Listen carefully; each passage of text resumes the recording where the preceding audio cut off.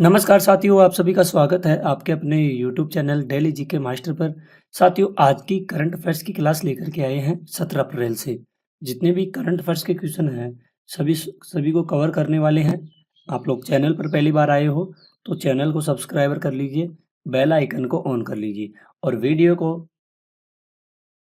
Like share कर देना और लास्ट में एक प्यारा सा कमेंट ज़रूर कीजिएगा कि आपको क्लास कैसी लगी है। टेलीग्राम का लिंक आपको डिस्क्रिप्शन में मिल जाएगा, ज्वाइन कर लेना। पीडीएफ फाइल प्लस वीडियो भी आप सभी को मिल जाएगा। तो क्लास को ज़्यादा से ज़्यादा शेयर करना। तो आइए शुरू करते हैं बिना किसी देरी से पहले क्वेश्चन से। हाल ही में सीआरपीएफ शौर्य दिवस कब मनाया जाता है? तो 9 अप्रैल को सीआरपीएफ का शौर्य दिवस मनाया जाता है हर साल। 8 अप्रैल को अंतर्राष्ट्रीय रोमानी दिवस मनाया जाता है। 7 अप्रैल को विश्व स्वास्थ्य दिवस के रूप में मनाया जाता है। इनको भी जरूर आप लोग नोट कर लीजिए। आगे की ओर बढ़ते हैं। हाल ही में कहाँ विलो बैट को जीआई टैग मिला है?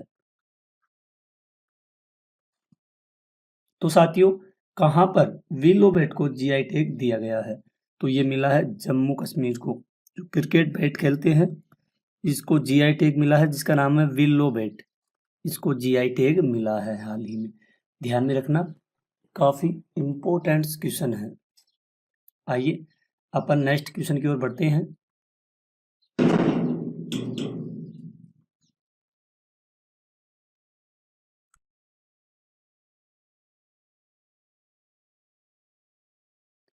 हाल ही में आरबीआई ने ब्याज दरों में कितने प्रतिशत की कटौती की है? तो इसने कटौती की गई है साथियों 0.25% की कटौती की गई है। और ये कटौती किसके द्वारा की गई है? आरबीआई बैंकों के द्वारा यह कटौती की गई है। जरूर ध्यान में रखिएगा। आरबीआई आरबीआई ने ब्याज दरों में 0.25 की कटौती का विकास को बढ़ावा देने के लिए अपनाया उदार रुख। भारतीय reserve bank governor Sanjay Malhotra, governor कौन है भारतीय रिजर्व बैंक के? इनका नाम है संजय मल्होत्रा, की ओर से बुधवार को द्विमासिक मौद्रिक नीति का ऐलान किया। आरबीआई एमपीसी ने रेपो रेट 25 के आधार पर अंक कम करके 6% कर दिया, जो कि पहले 6.25% थी। तो आप लोग इसको जरूर ध्यान रखना। ये काफी इम्पोर्टेंट क्वेश्चन है एग्जाम की दृष्टि से और महत्वपूर्ण भी होगा। ऐसे क्वेश्चन आपसे आगे भी पूछे जाएंगे, बस आप लोग वीडियो के एंड तक बने रहिए। एक भी ऐसा क्वेश्चन नहीं होगा जो आपके एग्जाम से बाहर जाएगा। सारा का सारा क्वेश्चन यहीं से रिपीट होने वाला है। ठीक है, अब साथियों अपन अगले क्वेश्चन की ओर बढ़ते हैं। नेक्स्ट क्वेश्चन की ओर बढ़ते हैं। हाल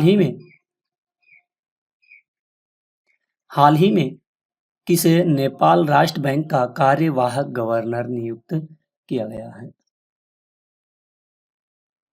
तो साथियों, नेपाल का कार्यवाहक गवर्नर नियुक्त किया गया है डॉक्टर नीलम डुगाना को। किसे? डॉक्टर नीलम डुगाना है, इसको नियुक्त किया गया है।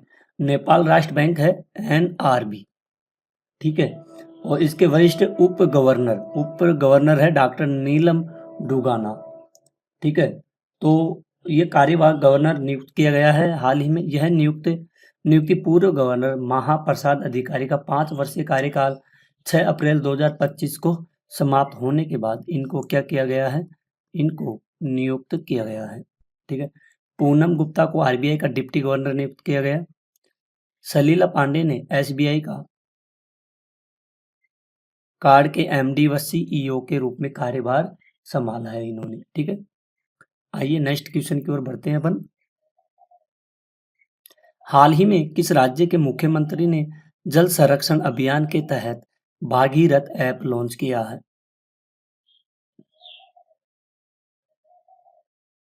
तो साथियों, ये भागीरथ ऐप है, ये लॉन्च किया गया है उत्तराखंड राज्य सरकार के द्वारा।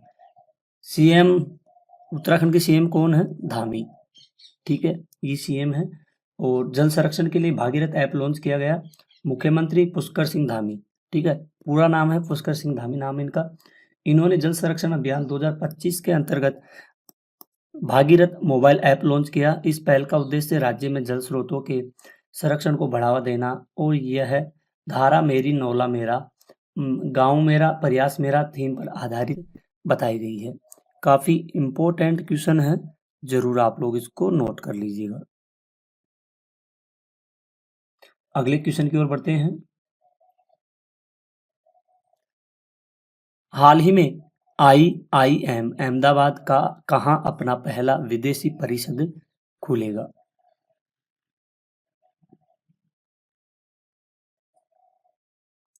तो साथियों ये विदेशी परिषद है, ये दुबई में खुलेगा। कहां पर खुलेगा? दुबई में खोला जाएगा।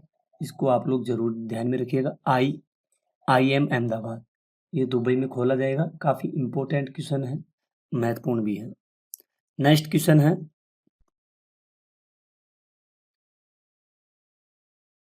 हाल ही में फिनटेक स्टार्टअप इकोसिस्टम फंडिंग जुटाने में कौन प्रथम स्थान पर रहा है? तो साथियों इसमें प्रथम स्थान पर कौन सा रहा है? ये रहा है अमेरिका देश। कौन सा रहा? अमेरिका देश रहा है। फिनटेक स्टार्टअप इकोसिस्टम फंडिंग जुटाने में प्रथम स्थान पर रहा है। कौन रहा है? ये अमेरिका देश रहा है। इसको जरूर ध्यान में रखना, नंबर 1 पर रहा है। उसके बाद अमेरिका के बाद आता है यूके। ठीक है, यूके का स्थान है और भारत तीसरे स्थान पर आता है। भारत कौन से स्थान? पहले पे ये आता है, दूसरे पे ये होगा और तीसरे पे होगा भारत। यह जानकारी मार्केट इंटेलिजेंस प्लेटफॉर्म टैक्सन की रिपोर्ट के मुताबिक है। टैक्सन की रिपोर्ट के मुताबिक साल 2025 की पहली तिमाही में भारत की फिनटेक स्टार्टअप्स को $366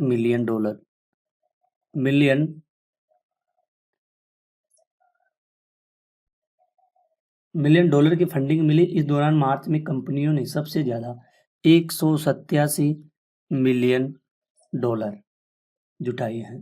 ठीक है, भारत के स्टार्टअप इकोसिस्टम में वृद्धि के कुछ कारण सरकारी नीतियां, डिजिटल इंफ्रास्ट्रक्चर का विचार, उभरते निवेश का परिदृश्य देखा गया है। ठीक है, अब बढ़ते हैं साथियों नेक्स्ट अपन क्वेश्चन की ओर। क्वेश्चन है अगला, हाल ही में मुंबई स्टॉक एक्सचेंज में डिप्टी CEO किसे नियुक्त किया गया है? तो डिप्टी CEO हाल ही में नियुक्त किया गया है, इनका नाम है वीरल दावड़ा। क्या नाम है? वीरल दावड़ा इनका नाम है। ठीक है, इनको हाल ही में मुंबई स्टॉक एक्सचेंज का डिप्टी CEO नियुक्त किया गया है।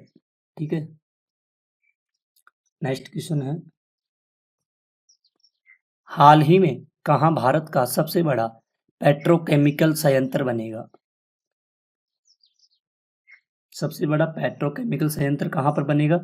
ये उड़ीसा में बनेगा। इंडियन ऑयल कॉरपोरेशन उड़ीसा के पारादीप में स्थित है। कहां पर है ये? पारादीप में स्थित है। और यह अत्याधुनिक पेट्रोकेमिकल कॉम्प्लेक्स स्थापित करने के लिए कितने करोड़ रुपए? 61,000 करोड़ रुपए का निवेश करने जा रहा है। ठीक है, तो ये काफी इंपॉर्टेंट क्वेश्चन है, ध्यान में रखिएगा। अगला क्वेश्चन है, हाल ही में कौन अखिल भारतीय नेत्र रोग समिति के उपाध्यक्ष चुने गए हैं?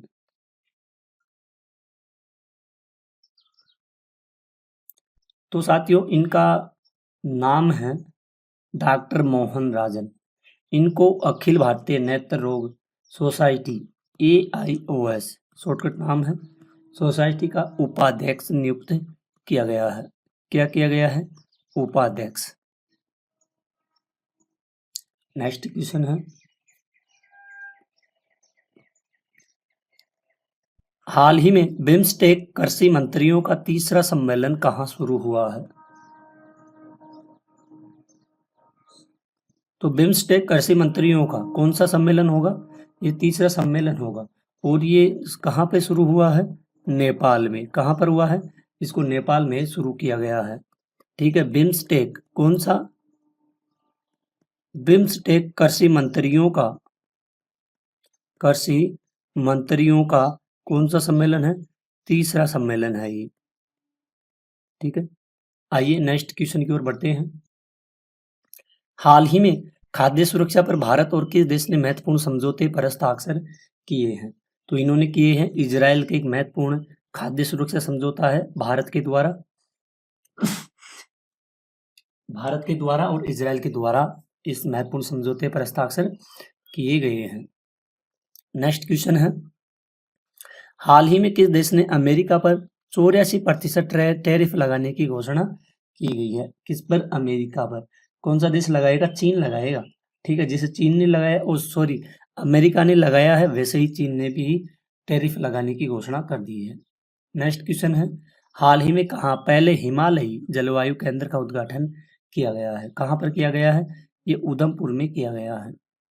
अगला क्वेश्चन है, भारत और किस देश से नौसेना के लिए 26 राफेल लड़ाकू विमान खरीदेगा? भारत खरीदेगा। किससे खरीदेगा? फ्रांस से। कितने लड़ाकू विमान है? 26 राफेल है। ठीक है, इंपॉर्टेंट है, महत्वपूर्ण है। साथियों, अब बढ़ते हैं अपन कुछ इंपॉर्टेंट पॉइंट है, इनको कवर कर लेते हैं क्योंकि एग्जाम की दृष्टि से ये महत्वपूर्ण भी है और आगे जाकर के ये पूछे भी जाते हैं। हाल ही में 17 अप्रैल 2025 को पूरे विश्व में विश्व हीमोफीलिया दिवस मनाया जाएगा। हाल ही में 17 अप्रैल 2025 को राष्ट्रीय किक बॉल भी मनाया जाएगा। भारत के अंतर्देशीय जलमार्गों पर माल यातायात सर्वकालिक उच्च स्तर पर पहुंच गया है। तेलंगाना ने हीट वेव को राज्य विशिष्ट आपदा घोषित किया है। तीरंदाजी विश्व कप 2025 ओबर्नडेल भारत ने 4 पदक जीते हैं। हाल ही में भारत के निर्यात में 5.5% की वृद्धि वित्त वर्ष 2024-25 में दर्ज की गई है। डॉक्टर नागेश्वर रेड्डी को लीजेंड्स ऑफ एंडोस्कोपी पुरस्कार मिला है। ये काफ़ी इम्पोर्टेंट है, इसको आप लोग नोट जरूर कर लीजिएगा।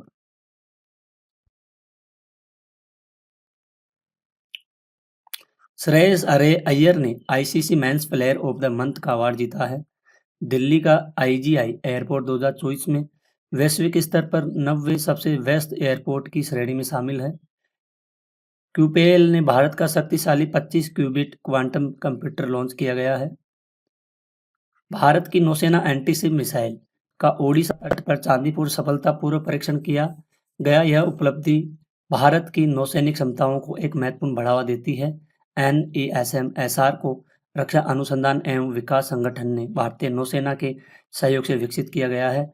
S&P global corporate sustainability assessment 2024 और कार्बन डिस्क्लोजर प्रोजेक्ट के अनुसार यस बैंक को लगातार तीसरे वर्ष स्थिरता में भारत के सर्वोच्च रेटिंग वाले बैंक के रूप में मान्यता दे दी गई है। भारत सरकार ने IRCTC, भारतीय रेलवे खान पान और पर्यटन निगम लिमिटेड और भारतीय रेलवे वित्त निगम को नवरत्न का दर्जा दिया। IRFC और IRCTC दोनों पहले अनुसूची ए मिनरल कैप्स थे। IRCTC नवरत्न का दर्जा पाने वाला 25वां केंद्रीय सार्वजनिक क्षेत्र उद्यम बन गया, जबकि IRFC नवरत्न का दर्जा पहले वाला 26वां CPSC बन गया है। तो साथियों, आज की क्लास यही खत्म होती है। अगर आपको अपने सर की थोड़ी सी भी मेहनत पसंद आई है तो प्लीज़ वीडियो को लाइक शेयर कर देना, सब्सक्राइबर कर देना, चैनल को ज़रूर सब्सक्राइबर करना। जल्दी से 5K सब्सक्राइबर करवाने हैं अपने चैनल पर, वो आप लोग भी करोगे और हम भी मेहनत से करेंगे।